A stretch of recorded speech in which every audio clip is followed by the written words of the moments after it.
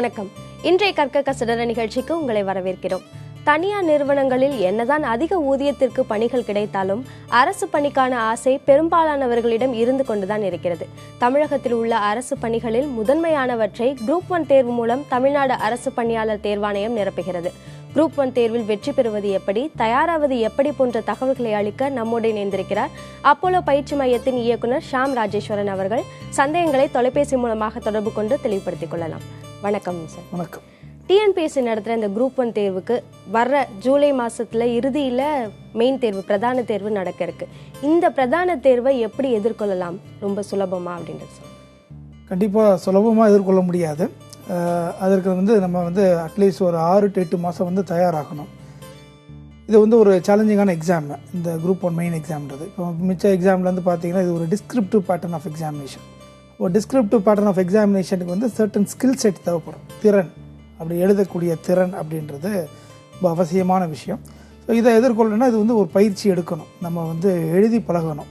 இப்போ எக்ஸாம்லாம் பார்த்தீங்கன்னா மல்டிபிள் எக்ஸாம்ஸ் எல்லாமே மல்டிபிள் சாய்ஸ் கொஸ்டினாகவே பேஸ் பண்ணியிருக்கு, அப்ஜெக்ட் டைப் எக்ஸாம்ஸை. அதுலேருந்து வித்தியாசப்படக்கூடிய எக்ஸாம் சிவில் சர்வீஸ் எக்ஸாமுக்கு அப்புறமா இருக்கக்கூடியது இந்த குரூப் 1 பிரதான தேர்வு. சிவில் சர்வீஸ் தேர்வோட கடினத்தன்மையும் இதோட கடினத்தன்மைக்கும் வித்தியாசம் இருக்குமா? வித்தியாசம் எதுவுமே கிடையாது, ரெண்டுமே ஈக்குவல் ஃபிட்டிங் தான்.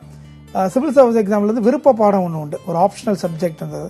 முன்னாடி 2002க்கு முன்னாடி டிஎன்பிஎஸ்சி குரூப் 1லேயும் அதே மாதிரி ஆப்ஷனல் பேப்பர்ஸ்லாம் இருந்தது. பட் அந்த ஆப்ஷனல் பேப்பர்ஸில் ஸ்கேல் டவுன் பண்ண முடியாத ஒரு கால்குலேஷன் இருந்ததால் இவங்க காமனான ஜெனரல் ஸ்டடீஸ் பேப்பர் மட்டும் ஃபாலோ பண்ணியிருக்காங்க.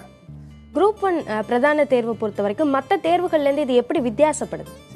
மற்ற தேர்வுகள் பார்த்தீங்கன்னா இப்போ குரூப் 2A நான் ஓடி அப்படின்னு சொல்லுவாங்க. அது ஒரு சிங்கிள் லெவல் எக்ஸாமினேஷன். ஒரு பொது அறிவுத்தாள், அதுக்கப்புறமா ஒரு மொழித்தாள், ஆங்கிலம் இல்லை தமிழ் என்ற ஒரு மொழித்தாள். அதில் ஒரே ஒரு அப்ஜெக்ட் டைப் எக்ஸாமோட அந்த எக்ஸாம் முடிஞ்சது. அதுக்கப்புறம் டேரெக்டாக கவுன்சிலிங் போயிடலாம். பட் குரூப் 1 தேர்வு பார்த்தீங்கன்னா முதல் கட்ட தேர்வு, அதாவது ப்ரிலிமினரி எக்ஸாமு.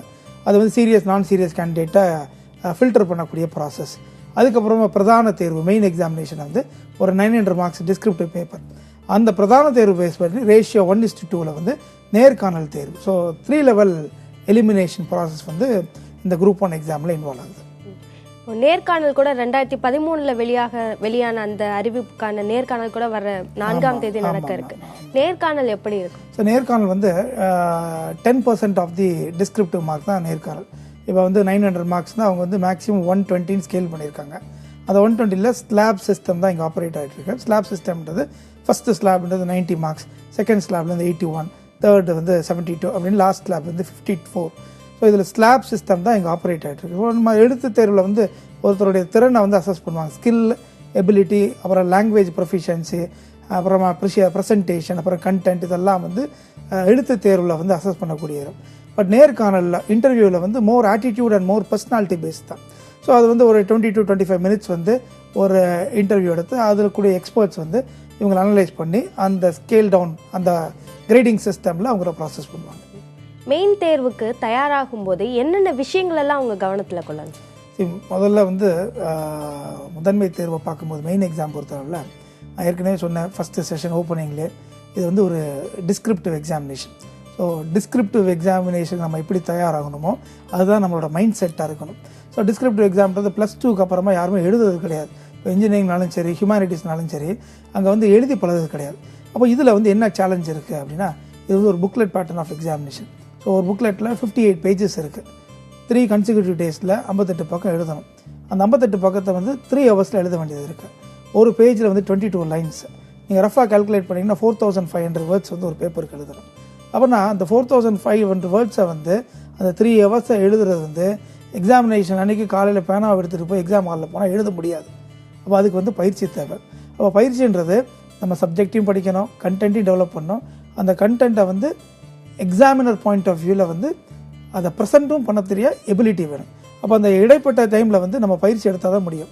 ஸோ எழுதி தான் அதை படிக்கணும். ஸோ எழுதுறது தான் பேசிக்கான பிரின்சிபல். அப்போ எப்படி எழுதலாம் அப்படின்றது அடுத்த லெவலில் போனால் நேர மேலாண்மை. அந்த டைமுக்குள்ளே எழுதுறது தான் அங்கே உள்ள காம்படிஷன். ஸோ டைமுக்குள்ளே எழுதணும், அந்த கண்டென்ட்டை கரெக்டாக டெலிவர் பண்ணணும். அது மட்டும் இல்லாமல் அந்த கண்டென்ட்டை எவாலுவேட்டரோட எக்ஸ்பெக்டேஷன் ஏற்றபடி ப்ரெசென்ட் பண்ணணும். அவருக்கு என்ன தெரியுமோ அதுதான் எழுதணும் தெரியும். நமக்கு என்னெல்லாம் தெரியுமோ அதெல்லாம் போய் அங்கே எழுத முடியாது. ஸோ இதெல்லாம் கண்டிஷன்ஸ். ஸோ இதெல்லாம் நம்ம அக்செப்ட் பண்ணால் மட்டும் இதெல்லாம் பேஸாக வச்சு ப்ரிப்பேர் பண்ணால் தான் வந்து நம்ம எக்ஸாமினேஷனோட டார்கெட்டை அச்சீவ் பண்ண முடியும். இப்போ இந்த தொடக்கத்தில் சொன்னீங்க, அதாவது ஒரு திறன் இருக்கணும், அவங்க திறன்களையும் வளர்த்துக்கணும், இந்த தேர்வை எதிர்கொள்ளணும் அப்படின்னா அது என்னென்ன திறன்கள்? இது திறன்றதை நம்ம தெளிவாக எழுத தெரியணும். தெளிவுனா நம்ம எதை தெளிவாக படிப்போம், எழுத்து வந்து தெளிவாக இருந்தால் தான் நமக்கு வந்து படிக்கக்கூடிய தன்மை வரும். இப்போ வந்து ஒரு ப்ரிலிமினரி எக்ஸாம் வந்து ஒரு OMR ஷீட்டை ஒரு ஸ்கேனிங் மிஷின் ஸ்கேன் பண்ணுது, அதுக்கு எப்படி ஷேடிங் இருந்தாலும் பிரச்சனை கிடையாது. பட் மெயின் எக்ஸாமினேஷனை வந்து இவாலுவேட் பண்ணுறது human factor. So human perception வந்து எப்போவுமே ஒரு கிளாரிட்டி இருந்தால் தான் அவங்களால அதை என்ன எழுதியிருக்காங்கன்றது ரீட் பண்ண வேண்டியது. அப்போ வந்து ஃபஸ்ட்டு ஸ்கில் வந்து தெளிவாக எழுதக்கூடிய எபிலிட்டி. இப்போ தெளிவாக எழுதக்கூடிய எபிலிட்டினா ஹேண்ட் ரைட்டிங்கிறது சிலருக்கு கர்சிவ் ரைட்டிங் இருக்கும். ஃபஸ்ட்டு பேஜ்லேருந்து 58th பேஜ் வரைக்கும் கரெக்டாக இருக்கும். பட் ஒரு சிலருக்கு ஃபஸ்ட்டு 10 பக்கம் மட்டும் தெளிவாக எழுத தெரியும். 11ஆவதுலேருந்து அது 45 degrees போயிடும், அப்புறம் படுத்து தூங்கிடும் கடைசி 10 பக்கத்தில். So consistency in writing first பேஜ்லேருந்து லாஸ்ட் பேஜ் வரைக்கும் அந்த கிளாரிட்டியோடு எழுதக்கூடிய கெப்பாசிட்டி இருக்கவங்க தான் இந்த எக்ஸாமில் கம்ப்ளீட் பண்ண முடியும். ஸோ அது ஒரு ஸ்கில். அதுக்கப்புறமா எப்படி ப்ரெசென்ட் பண்ணணும் அந்த ஆன்சரை, எங்கெல்லாம் சப்ஹெட்டிங் போடணும், எந்த சப்ஹெட்டிங் அண்டர்லைன் பண்ணணும், எந்த ஃபேக்ட் இன்ஃபர்மேஷனையும் முன்னுரையில் எழுத தெரியணும், எதை வந்து முடிவுரையில் எழுத தெரியணும். இந்த ப்ராசஸ்லாம் வந்து அவங்க வந்து படிக்கும் போதே பயிற்சி எடுத்துக்கணும். இதுதான் வந்து டிஃப்ரென்ஷியேட் பண்ணும். ஸோ எல்லாத்துக்கும் இப்போ +2 எக்ஸாமில் பாருங்கள், எல்லாத்துக்கும் காமன் டெக்ஸ்ட் புக்கு, ஒரே கிளாஸ் ரூமில் தான் இருப்பாங்க, ஒரே செட் ஆஃப் டீச்சர்ஸ் தான், எக்ஸ்டர்னல்லி ஒரே இவாலுவேட்டர்ஸ் தான். ஒரு ஸ்டூடெண்ட் வந்து 1200க்கு 1150 எடுப்பாங்க, அதே கிளாஸில் இன்னொரு ஸ்டூடெண்ட் 1140 எடுப்பாங்க. பட் 2 பேருமே நல்லா படிக்கக்கூடிய கெப்பாசிட்டி தான். அந்த 10 மார்க் டிஃப்ரென்ஸ் வந்து அந்த ஸ்கில்லில் தான் வரும். ஸோ இதுன்னு ஸ்கில்லுன்னு சொல்ல முடியாது. சில ஸ்கில்லை நம்ம வாசிக்க முடியும், சில ஸ்கில்லை உணர முடியும், சில ஸ்கில்லை உணர முடியும் பட் சொல்ல தெரியாது. இந்த ஸ்கில் தான் வந்து காம்படிட்டிவ் எக்ஸாமில் வந்து டிஃப்ரென்ஷியேட் பண்ணும். தொலைபேசி இணைப்பில் அகமதுல்லா, உங்க கேள்வி என்ன? மேடம், ஆக்சுவலாக சார்ட்ட ஒரு கேள்வி. சொல்லுங்க. ஆக்சுவலாக இந்த குரூப் 1 தேர்வுகளை பொறுத்தவரை எங்களுக்கு பெரிய சந்தேகம் இருக்கு. என்னன்னா, ஒவ்வொரு முறையும் வந்து UPSC பார்த்தீங்கன்னா அவங்க வந்து ஷெட்யூல் போட்டு கரெக்டாக வந்துட்டு அவங்க ரிசல்ட்ஸ் போடுறாங்க. அதில் வந்து ஒரு உண்மைத்தன்மை இருக்கிறதா நமக்கு தெரியுது. ஆனால் இந்த குரூப் 1 தேர்வு TNPSC பொறுத்தவரையும் இந்த குரூப் 1 எக்ஸாமுக்கு மட்டும் அவங்க எந்த ஒரு ரூல்ஸும் ஃபாலோ பண்ணுறதா எங்களுக்கு தெரியவே இல்லை. இது வந்து உண்மைத்தன்மை இருக்குமா? அது வந்து எங்களுக்கு ஒரு பெரிய டவுட் இருக்கு. ஏன்னா என்னோட மனைவி 4 முறை வந்துக்கிட்டு குரூப் 1 மெயின்ஸ் எழுதியிருக்காங்க. ஒவ்வொரு முறையுமே அவங்க வந்து குரூப் 1 மெயின்ஸ் அவங்க செலக்ட் ஆகலை. ரைட். அதாவது இப்போ அவங்க மனைவி செலக்ட் ஆகலைன்னு சொல்லி அதில் உண்மைத்தன்மை இருக்குமா அப்படி பதில் சொல்ல முடியாது. என்ன பதில்னா, ஒரே ப்ராசஸ்ன்றது இங்கே வந்து டிலேன்ற ஒரு ப்ராசஸ் இருக்குது. TNPSCயில் வந்து 20 வருஷமாக நீங்கள் அசஸ் பண்ணி பார்த்தீங்கன்னா ஒவ்வொரு எக்ஸாமும் முடிவுக்கு வர்றது வந்து மோர் தென் 1.5 years 18 months மேலே ஆயிடுது அந்த ப்ராசஸ் முடிகிறதுக்கு. இது நான் ஏற்கனவே சொன்ன மாதிரி குரூப் 1 எக்ஸாம் வந்து 3 stage எக்ஸாமினேஷன். இது சிங்கிள் லெவல் எக்ஸாம்லாம் 3 to 4 months அந்த ரிசல்ட் வந்து டிக்ளேர் ஆயிடுது. இப்போது இந்த டிலேக்கு ஒரு ப்ராசஸ் வந்து ரீசன் வந்து மெயின் ரீசன் வந்து அந்த ப்ரிலிமினரி டு மெயினில் வந்து இங்கே ரேஷியோ அதிகம். இப்போ UPSCலாம் வந்து ஆல் இண்டியா லெவலில் 1:12 தான் ரேஷியோ. இங்கே வந்து 1:50. ஒவ்வொரு போஸ்ட்டுக்கும் 50 கேண்டிடேட்டை வந்து ஷார்ட் லிஸ்ட் பண்ணுறாங்க மெயின் எக்ஸாமில். இப்போ 50 கேண்டிடேட்டோட ஒவ்வொரு வேகன்சினா இப்போ 70 வேகன்சி இருக்குன்னா மோர் தென் 4500 ஈக்குவல் கேண்டிடேட்ஸ் இருப்பாங்க. அப்போ அத்தனை கேண்டிடேட்டோட பேப்பரை வந்து இவாலுவேட் பண்ணணும். அதே மாதிரி ப்ராசஸ் ஆஃப் இவாலுவேஷன் வந்து இங்கே வந்து ரொம்ப ஸ்ட்ரிக்டாக இருக்குது. First evaluation, second evaluation, third evaluation. அதனால் வந்து இங்கே டிலே இருக்குது. பட் இது வந்து நியாயமான விஷயந்தான். அந்த டிலே ஆகிற ப்ராசஸ் வந்து ரொம்ப டிலே ஆகும்போது நம்பிக்கைத்தன்மை குறைஞ்சி போயிடும்.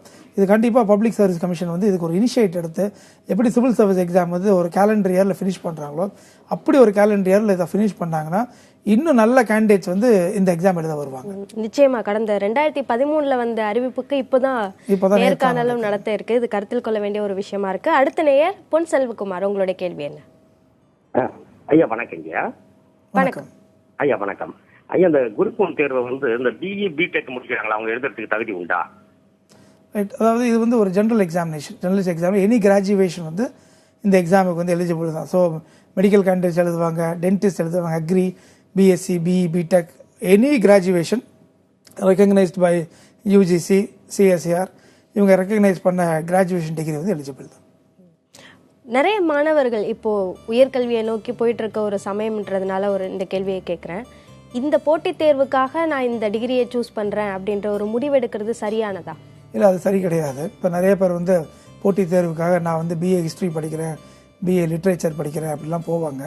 அது வந்து பழைய தியரி, 25 வருஷம் முன்னாடி இருந்த தியரி. இப்போ நான் என்ன சஜஷன் கொடுப்பேன்னா, நீங்கள் போட்டித் தேர்வு படிக்கிறேன்னா ஒரு நல்ல இன்ஸ்டிடியூஷனில் நீங்கள் படிக்கக்கூடிய டிகிரியை வந்து உண்மையிலே ஒரு பேஷனோடு படித்தீங்கன்னா அதுதான் நீங்கள் வந்து போட்டித் தேர்வு தயாராகிறது தவிர நீங்கள் தவழும் போது ஓட முடியாது. அதனால் கிராஜுவேஷன் படிக்கும் போதே நான் காம்படிட்டிவ் எக்ஸாம் படிக்கிறேன் அப்படின்னு சொல்கிறது வந்து அது வந்து ஏற்றுக்கொள்ள முடியாது. ஸோ ஒரு இன்ஜினியரிங் பண்ணாலும் அந்த இன்ஜினியரிங் நல்லா பண்ணணும். அதே மாதிரி ஒரு பிஎஸ்சி ஜுவாலஜி பண்ணாலும் அந்த ஜுவாலஜி சப்ஜெக்டை தெளிவாக படிக்க தெரியணும். அந்த ஸ்கில் தான் வந்து அவங்க படிக்கும் போது டெவலப் பண்ணணும். எதை எப்படி தெளிவாக படிக்கணுன்றதை அதை பேஸாக வச்சு தான் நான் வந்து போட்டித் தேர்வுக்கு வந்து தயாராகணும். தொலைபேசி இணைப்பில் கனி, உங்களுடைய கேள்வி என்ன? வணக்கம் மேடம். வணக்கம் சார். வணக்கம் சார். வணக்கம். வணக்கம் சார். இப்போ இதுக்கு குரூப் பொண்ணுக்கு வந்து ஏஜ் லிமிட்டட் இருக்காங்க சார்? ஆமாம். அதாவது இப்போ இந்த ஏஜ் லிமிட்னு பார்த்தோன்னா அப்பர் ஏஜ் லிமிட் வந்து ஓப்பன் கேட்டகரி ஸ்டூடெண்ட்ஸ்க்கு வந்து 30 இயர்ஸ்.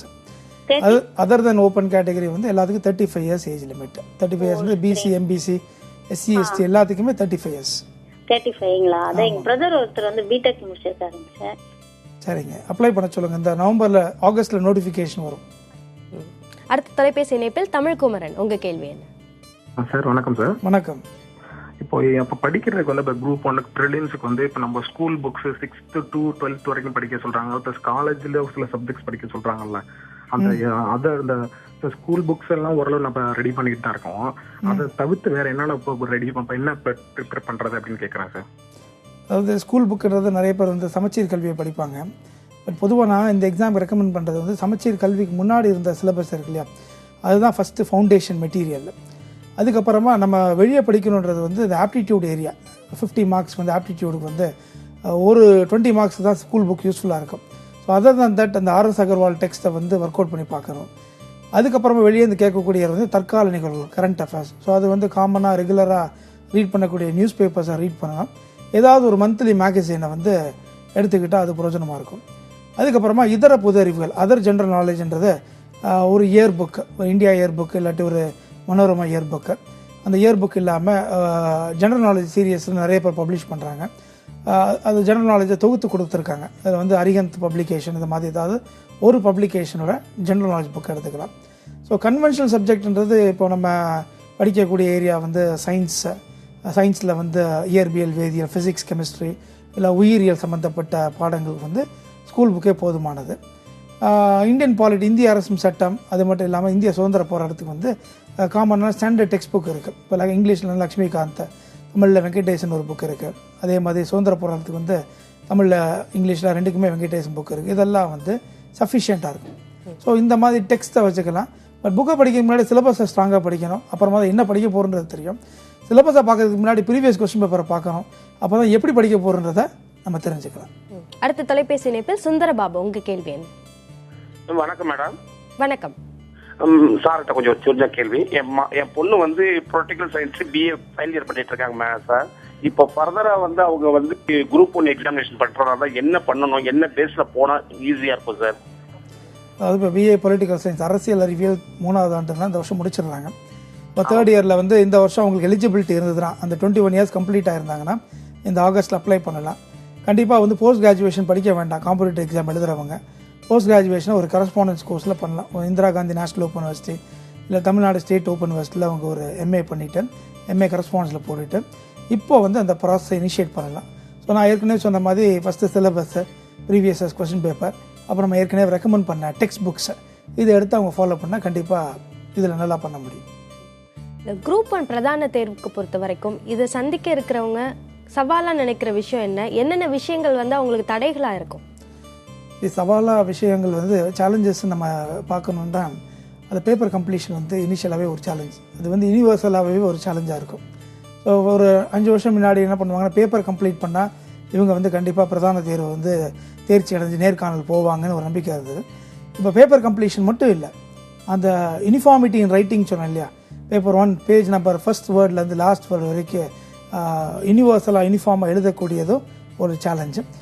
அதுக்கப்புறமா என்ன வரும்னா எந்த விஷயத்தை எங்கே எழுத போகிறோம், எந்த ஃபேக்ட் எந்த இடத்த எழுத போகிறோம், எந்த கொட்டேஷன் எங்கே எழுத போகிறோன்றது அடுத்த சேலஞ்சு.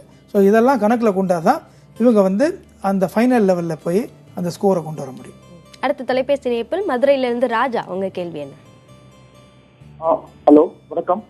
வணக்கம் சார், நான் எங்கள் மதுரையிலேருந்து கால் பண்ணுறேன் சார். நான் ஆக்சுவலாக வந்து 10th தான் முடிச்சுட்டு இப்போ நான் வந்து டேரெக்டாக CBA நான் அப்ளை பண்ணியிருக்கேன். நான் ஃபேமிலி சிச்சுவேஷனுக்காக வந்து 11th 12th பண்ணாமல் டேரெக்டாக நான் டிகிரி பண்ணிட்டு இருக்கேன்.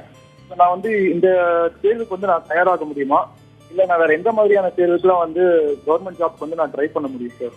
அதை பத்தி கொஞ்சம் டீட்டெயிலாக சொல்ல முடியும்? அதாவது இப்போ வந்து கவர்மெண்ட் நார்ம்ஸ் படி 10+2+3 பேட்டர்ன் தான் வந்து இந்த குரூப் 1 குரூப் 2 எக்ஸாமுக்குள்ள எலிஜிபிள். இப்போ ஒரு 10th வரைக்கும் முடிச்சதால இப்போ இமீடியட்டாக எலிஜிபிள் பார்த்தோம்னா அந்த குரூப் 4 அண்ட் விஓ எக்ஸாம், அது வந்து SSLC ஸ்டாண்டர்ட் எக்ஸாமினேஷன். ரெண்டாவது அந்த எக்ஸாமில் ஒரு அட்வான்டேஜ் என்ன, ஒரே லெவல் எக்ஸாமினேஷன், ஒரு பொது அறிவுத்தாளும் அதுக்கப்புறம் ஒரு மொழித்தாள், ரெண்டு தான் இருக்குது. அப்ஜெக்ட் டைப் எக்ஸாமினேஷன் தான், பெரிய ஸ்கில் அசஸ் பண்ணக்கூடிய எக்ஸாம் கிடையாது. ஸோ அந்த மாதிரி எக்ஸாம்ஸ் எடுத்து கொடுத்தாருன்னா இவருக்கு அட்வான்டேஜ் இருக்குது. பட் 10+2+3 பேட்டர்னு இப்போ டேரெக்டாக ஓப்பன் யூனிவர்சிட்டியில் பிஏ பண்ணும்போது அது எலிஜிபிலிட்டி வராது. அதனால் ஒரு +2 பண்ண பிறகு தான் அந்த எலிஜிபிலிட்டி வரும். ஒருவேளை இவர் டிகிரிக்கு அப்புறமா 12ஆம் வகுப்பு தேர்வை தனியார், அதாவது பிரைவேட் கேண்டிடேட்டா போய் எழுதினா, பிரைவேட்டாக சைமல்டேனியஸாக டிகிரி பண்ணும்போது பண்ணக்கூடாது. ஆஃப்டர் கம்ப்ளீஷன் ஆஃப் டிகிரி வந்து அந்த +2 பண்ணாங்கன்னா அவருக்கு அக்செப்டன்ஸ் இருக்கு. அப்போ அந்த 10+2+3 கேட்டகரிக்குள்ள வருவாங்க. இப்போ பொதுவாக இந்த போட்டித் தேர்வுகளுக்கு தயாராகிற மாணவர்களை பொறுத்த வரைக்கும் அவங்களுக்கு வந்து ஒரு நேர மேலாண்மை அப்படின்றது ஒரு பெரிய பிரச்சனையாக இருக்குது. ஸோ அதை எப்படி இதில் சமாளிக்கலாம்? அது படிக்கும் போதும் நேர மேலாண்மை ரொம்ப முக்கியம், டைம் மேனேஜ்மெண்ட். அதுமாதிரி எக்ஸாமுக்குள்ளே போகும்போதும் நேர மேலாண்மை வந்து ரொம்ப முக்கியம். ஸோ எப்போவுமே போட்டித் தேர்வில் வந்து ப்ரியர் பிளானிங் தான் ரொம்ப முக்கியம். Planning for the examination is very important. எவ்வளோ டைம் நம்ம படிக்க போகிறோம், எவ்வளோ நாட்கள் படிக்க போகிறோம், நம்மளோட சேலஞ்ச், நம்மளோட சவால் ஏரியாஸ்லாம் எது, எதெல்லாம் நம்ம பிரேக் பண்ணால் இந்த எக்ஸாமை கிளியர் பண்ண முடியும்.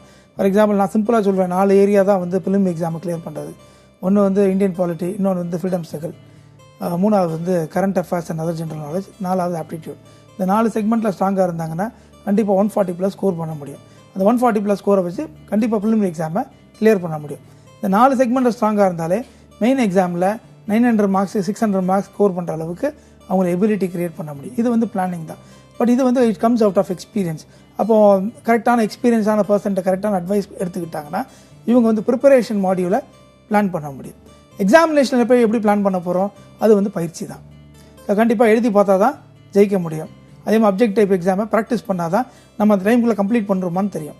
ஃபார் எக்ஸாம்பிள் 50 கொஸ்டின் ஆப்டிடியூட் இருக்குது பிலிமினரியில், மெயின் எக்ஸாம் 100 மார்க்ஸ்க்கு வந்து அதே மேத்தமெட்டிக்ஸ் வந்து ஸ்டெப் வைஸாக சால்வ் பண்ண முடியும். அப்போது வந்து பேப்பர் 1ல் வந்து மேக்ஸும் இருக்குது, தியரி சப்ஜெக்ட் இருக்குது, மாடர்ன் இண்டியா இருக்குது, சயின்ஸ் இருக்குது. அது வந்து ரீகலெக்ஷன், இது வந்து ப்ராப்ளம் சால்விங், ரெண்டுமே மைண்ட் ஒர்க் பண்ணணும். ஸோ அதுக்கு வந்து ப்ரியர் பிளானிங் தான். அப்போ முன்னாடியே இந்த பிரச்சனை நம்ம எதிர்கொள்ள போகிறோம் அப்படின்றத கான்ஷியஸ் மைண்டு கொண்டு வந்துட்டுனா அதை சார்ட் அவுட் பண்ணிவிட்டு நம்ம இந்த எக்ஸாம் போக முடியும். ஸோ இந்த திங்கிங் தான் வந்து இந்த எக்ஸாமோட அடித்தளம். இதை பேஸ் பண்ணிட்டோன்னா நம்ம கண்டிப்பாக நமக்கு திறமை இருக்குது, நமக்கு வந்து பேஷன் இருக்குது, நமக்கு ஒரு கடின உழைப்பு இருக்குன்னா கண்டிப்பாக இந்த எக்ஸாமில் நம்ம தேர்வடைய முடியும். இன்னொரு முக்கியமான விஷயம், டிஎன்பிஎஸ்சி நடத்தக்கூடிய விஏஓ தேர்வு, குரூப் 4 தேர்வுலேருந்து குரூப் 1 தேர்வு வரைக்கும் பிஇ பட்டதாரிகள் அதிகமாக வர்றாங்க. ஆனால் அவங்க தான் அந்த பதவிகளுக்கெல்லாம் போகிறாங்க அப்படின்ற ஒரு எண்ணம் பரவலாக இருக்குது. ஏன்னா அவங்க வந்து மேக்ஸ் அதிகமாக படிக்கிறதுனால அவங்களுக்கு அது சுலபமாக இருக்குது அப்படின்னு ஒரு சொல்கிறாங்க. அது உண்மையா? அதாவது இப்போ வந்து எல்லா பட்டதாரியும் பிஇ தான், அதனால் வந்து அதில் உண்மை இருக்குது. இப்போ நம்ம பிஏ, பிகாம், பிஏ எக்கனாமிக்ஸ்லாம் முன்னாடி வருவாங்க, இப்போ யாரும் வர்றதில்லை, அனைவருமே பிஇ தான். அதனால் அப்ளிகன்ஸ் வந்து அதிகமான இன்ஜினியரிங் கிராஜுவேட்ஸ் தான் இருக்காங்க. பட் எல்லா இன்ஜினியரிங் கிராஜுவேட்ஸ்லையும் மேக்ஸ் ஸ்ட்ராங்காக இருக்காங்கன்னு சொல்ல முடியாது. நல்ல இன்ஸ்டியூஷனில் +2 நல்லா ஸ்கோர் பண்ண கேண்டிடேட்ஸ் வந்து ஓரளவுக்கு ஸ்ட்ராங்காக இருக்கிறாங்க. பட் அதர்ஸ் எல்லாம் வந்து ப்ராக்டிஸ் பண்ணால் தான் அந்த ஸ்ட்ரென்த்தை கெயின் பண்ண முடியும். மாணவர்களுக்கு அது அடுத்து வரப்போகிற டிஎன்பிஎஸ்சியில் இன்னும் வருங்காலத்தில் என்ன மாதிரியான அறிவிப்புகள்லாம் வர இருக்கு? கண்டிப்பாக இந்த கேலண்டர் இயரில் நம்ம இமீடியட்டாக வந்து இப்போ ஜூலை ஆகஸ்ட்டில் எதிர்பார்க்குறது குரூப் 4 எக்ஸாமினேஷன். இந்த குரூப் 4 முடிஞ்ச உடனே அக்கார்டிங் டு ஆனுவல் கேலண்டர் நமக்கு வந்து குரூப் 1 முதன்மை தேர்வுக்குள்ள நோட்டிஃபிகேஷன் இருக்குது. அப்புறம் குரூப் 2 இன்டர்வியூ போஸ்ட்டுக்குள்ள நோட்டிஃபிகேஷன் இருக்குது. அதே மாதிரி இயர் எண்டில் வந்து நான் இன்டர்வியூக்குள்ள போஸ்ட்டுக்குள்ள நோட்டிஃபிகேஷன் இருக்குது. இதெல்லாம் வந்து ஜென்ரல் சர்வீசஸ். அது இல்லாமல் கம்பைன்டு இன்ஜினியரிங் சர்வீஸை வந்து அந்த இன்ஜினியரிங் முடித்த கேண்டிடேட்ஸ், மெயினாக சிவில் இன்ஜினியரிங் முடித்த கேண்டிடேட்ஸ்க்குலாம் வந்து அதில் ஒரு ஆப்ஷன் இருக்குது. அதுக்கப்புறம் மெடிக்கல் சர்வீசஸ் இருக்குது. இந்த மாதிரி நிறைய ரெக்ரூட்மெண்ட்ஸ் வந்து எவ்ரி இயர் இருக்குது. ஸோ அதை டிஎன்பிஎஸ்சி வெப்சைட்டில் போய் அந்த கேலண்டரில் பார்த்தாங்கன்னா அவங்க எந்தெந்த போஸ்ட்டுக்கெல்லாம் எலிஜிபிள் இருக்கோ அந்தந்த போஸ்ட் எடுத்து அவங்க ப்ரோவ் பண்ணலாம். நிச்சயமா இவ்வளவு நேரம் டிஎன்பிஎஸ்சி நடத்தக்கூடிய தேர்வுகள், போட்டித் தேர்வுகளுக்கு எப்படி தயாராகுது அப்படின்ற உங்களோட விளக்கங்கள் நிச்சயமாக பயனளித்திருக்கும் நம்புகிறோம். நன்றி. நன்றி.